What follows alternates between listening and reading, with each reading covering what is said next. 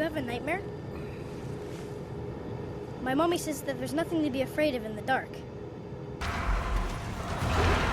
I don't know where I'm going.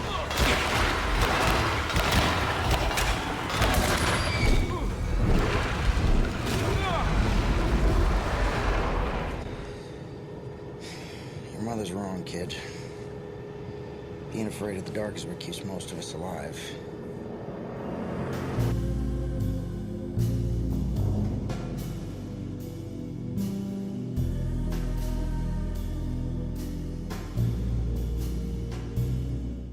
Alone in the Dark is a survival horror game developed by Pieces Interactive and published by THQ Nordic.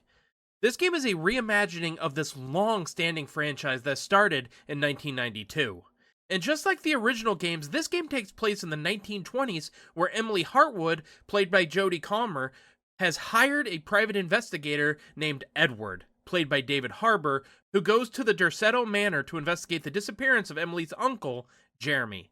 As they begin their investigation, weird things start happening, throwing them into alternate realities, fighting enemies, and solving puzzles while trying to figure out the truth of what is going on to try to save Jeremy and solve the mystery overall.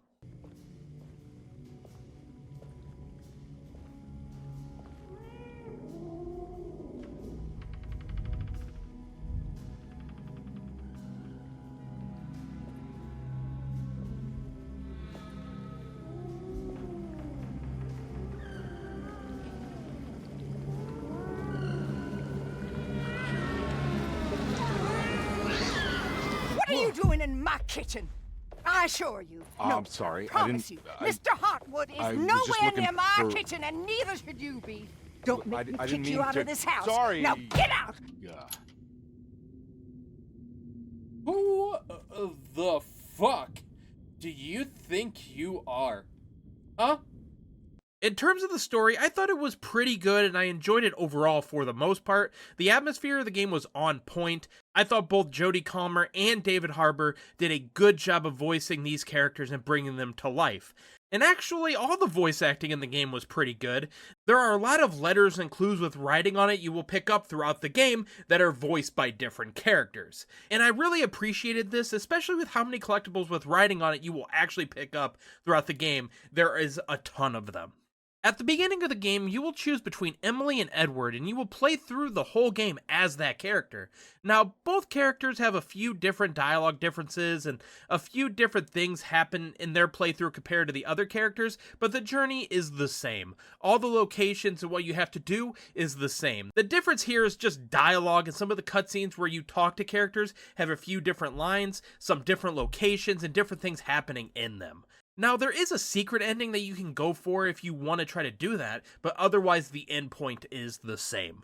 Beyond that, this game has quite a few bugs. The bugs are hard to ignore, especially when your character will get stuck on all kinds of stuff, which will cause you to struggle for a while to eventually get out, or you'll be stuck there forever and forced to reload. Look at that. Look at him. Look at that meat sack.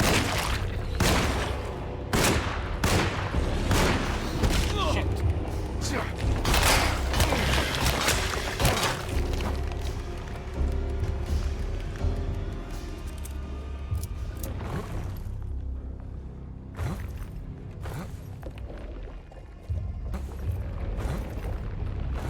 It tastes like a man that's stuck on his own volition, you know?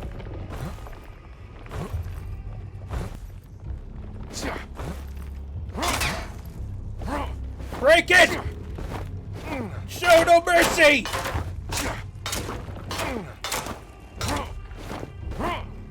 No mercy!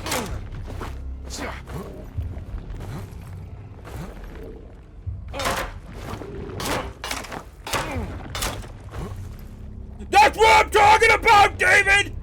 This happened a lot to me throughout my 8-ish hour playthrough, and luckily the autosave system in the game is pretty good, but that doesn't excuse how bad the glitches were in that regard, and definitely needs to be patched. The other big part of the game is the puzzles. You will be doing a ton of them. It was almost more a puzzle game than it was a horror game. I know horror games usually have a lot of puzzles, especially on the indie scene, but here it seemed like you were going from one puzzle to the next, to the next, to the next, to the point where it just started to feel like a key-finding simulator so you can open all these doors and cupboards. I never really found the puzzles to be that fun, and eventually it started to feel like a chore. Luckily, when you did go to other realms, this is where you will fight different enemies in between finding keys and doing puzzles, which I much preferred in comparison to the basic mansion, where it seemed like you were doing almost nothing but puzzles. Although there were a few mind-bending twists along the way in the mansion that I really enjoyed. Bruh. Am I stuck in here? Oh! Hey!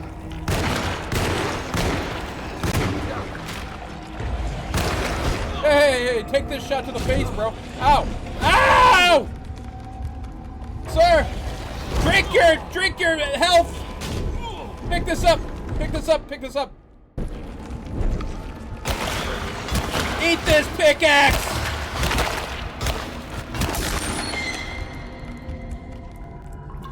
Alright, first try. To combat the enemies that you will take on in the other realm, you will get a few different weapons, and this includes a pistol, a shotgun, and melee weapons you will pick up throughout levels that break after a few hits, which it could be annoying to see a pickaxe break in 4 hits after only defeating one enemy, but I guess it is what it is. You will also be able to pick up things such as bricks or Molotov cocktails that you can throw at the enemies. I thought the Molotov cocktail was pretty effective, especially dealing with a group of enemies that maybe otherwise you'd be outgunned on. Overall though, I didn't think the gunplay was that good. The game would not let you move while shooting, at least it didn't for me. If you were trying to go backwards to get away from an enemy, especially like even slightly running, the game would not let me shoot while doing so. They would pull the gun down like they were trying to reload, which would cause me to take undeserved damage. It also seemed like sometimes bullets went straight through enemies without causing damage at all, causing me to waste ammo all the time. Now, obviously, sometimes I just missed. I'm not the best shot in the world, but that doesn't mean the game has to also waste my ammo. The game also has a stealth mechanic that you can use to sneak by enemies that seemed almost like a waste of time, as there are some sections where it seemed almost impossible to get through undetected, and it rendered the stealth mechanic useless even though it will pop up and suggest you use stealth. It's just things like that that hurt the experience for me overall, along with all the other bugs the game unfortunately released with.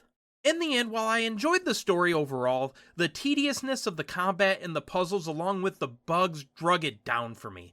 The game had all the potential in the world to be something great, but it just fell short of that, and that is why I am giving Alone in the Dark a 6 out of 10.